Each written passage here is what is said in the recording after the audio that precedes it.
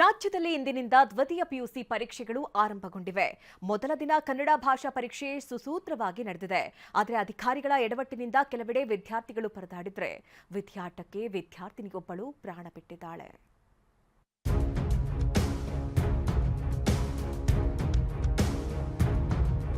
ರಾಜ್ಯದಲ್ಲಿ ಇಂದಿನಿಂದ ದ್ವಿತೀಯ ಪಿಯುಸಿ ಪರೀಕ್ಷೆ ಆರಂಭಗೊಂಡಿದೆ.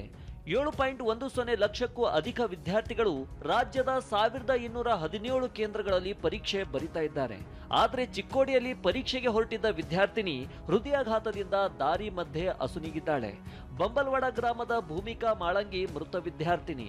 ಮಗಳ ಭವಿಷ್ಯದ ಬಗ್ಗೆ ಕನಸು ಕಂಡಿದ್ದ ಪೋಷಕರ ಆಕ್ರಂದನ ಮುಗಿಲು ಮುಟ್ಟಿದೆ.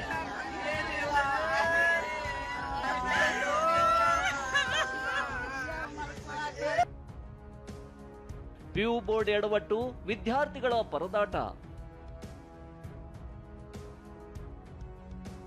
ಯಾದಗಿರಿಯಲ್ಲಿ ಪಿಯು ಮಂಡಳಿಯ ಎಡವಟ್ಟಿನಿಂದಾಗಿ ವಿದ್ಯಾರ್ಥಿಗಳು ಪರದಾಡಿದ್ದಾರೆ.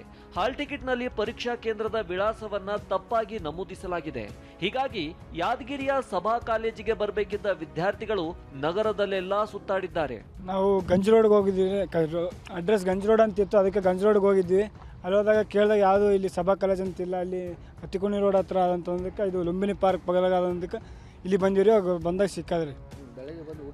ಬೆಳಿಗ್ಗೆ ಬಂದು ಅಲ್ಲಿ ಹೋಗಿ ಗಂಜ್ ಹತ್ರ ಎಲ್ಲ ನೋಡಿದ್ವಿ, ಕೇಳಿದ್ವಿ. ನಮಗೆ ಗೊತ್ತಾಗಿಲ್ಲ, ಸ್ವಲ್ಪ ಗ್ರಾಮೀಣ ಭಾಗದಿಂದ ಬಂದಿದ್ವಿ. ಕೋಟಗೆರೆಯಿಂದ ಬಂದಿದ್ವಿ, ಗೊತ್ತಾಗಿಲ್ಲ ನಮಗೂ.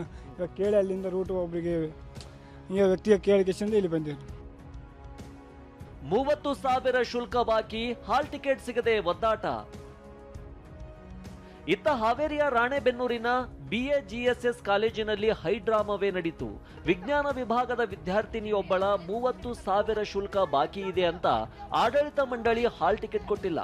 ಆದರೆ 38,000 ಫೀಸ್ ಕಟ್ಟಿದ್ದು ಮತ್ತೆ 30,000 ಕೇಳ್ತಿದ್ದಾರೆಂದು ವಿದ್ಯಾರ್ಥಿನಿ ಪೋಷಕರು ಆರೋಪಿಸಿದ್ರು. ನೋಡ್ರಿ ಮೇಡಮರ, 10,000 ರೂಪಾಯಿ ಮೇಲೆ ಸೆಕೆಂಡ್ PUC ಸೈನ್ಸ್ ನನಗೆ ಓದ್ಸೋಕ್ಕಾಗಲ್ಲ, ನಾನು ಗೌರ್ಮೆಂಟ್ ಕಾಲೇಜಿಗೆ ಕಟ್ತೀನಿ, TC ಮಾರ್ಕ್ಸ್ ಕಾರ್ಡ್ ಕೊಡ್ರಿ ಅನ್ನೋ ಮಾತು ನಾವು ಭಾಳ ಸರಿ ಹೇಳಿ ಒಂದು ತಿಂಗಳು ಸತಾಯಿಸಿದ್ರು ಅವರು. ಇಲ್ಲ ನೋಡಿ ಕೊಡು ಅಂತಂದ್ರೆ, ಭಾಳ ಅಂದ್ರೆ ಇನ್ನೊಂದು 5,000 ರೂಪಾಯಿ ಕೊಡ್ತೀನಿ. ಆಯ್ತು ಸರಿ ಅಂತಂತ ಹೇಳಿದ್ರು. 15,000 ರೂಪಾಯಿ ಕೊಡ್ತಾನೆ ಅಂತಂದ್ರು. ಸೆಕೆಂಡ್ ಇಯರ್ ಸೈನ್ಸಿಗೆ 15,000 ರೂಪಾಯಿ ಬದಲಿ ನಾನು 38,000 ರೂಪಾಯಿ ಕೊಟ್ಟೇನೆ. ಈಗ ಆಲ್ರೆಡಿ 38,000 ಕೊಟ್ಟರು, ಇನ್ನೂ 30,000 ಕೊಡು, ಎಲ್ಲಿಂದ ತಂಬರನ್ನ. ಮಾತುಕತೆ ಬಳಿಕ ವಿದ್ಯಾರ್ಥಿನಿಗೆ ಪರೀಕ್ಷೆ ಬರೆಯಲು ಅವಕಾಶ ನೀಡಲಾಗಿದೆ. ಈ ನಡುವೆ ಕಾಲೇಜಿನ ಉಸ್ತುವಾರಿ ಸುನೀತಾ ಸರ್ಕಾರಿ ಶಾಲೆಯಲ್ಲೂ ಸಹ ಶಿಕ್ಷಕಿ ಆಗಿರುವ ಆರೋಪ ಕೇಳಿ ಬಂದಿದೆ. ಈ ಬಗ್ಗೆ ಪರಿಶೀಲಿಸಿ ಕ್ರಮ ಕೈಗೊಳ್ಳೋದಾಗಿ BEO ಹೇಳಿದ್ದಾರೆ. ಮೈಸೂರಿನ ಮರಿಮಲ್ಲಪ್ಪ ಕಾಲೇಜು, ಮಹಾರಾಣಿ ಸರ್ಕಾರಿ ಪ್ರೌಢಶಾಲಾ ಪರೀಕ್ಷಾ ಕೇಂದ್ರದ ಎದುರು ಕರ್ನಾಟಕ ಹಿತರಕ್ಷಣಾ ವೇದಿಕೆಯ ಕಾರ್ಯಕರ್ತರು ವಿದ್ಯಾರ್ಥಿಗಳಿಗೆ ಗುಲಾಬಿ ಹೂ, ಪೆನ್ ನೀಡಿ ಶುಭ ಹಾರೈಸಿದ್ರು.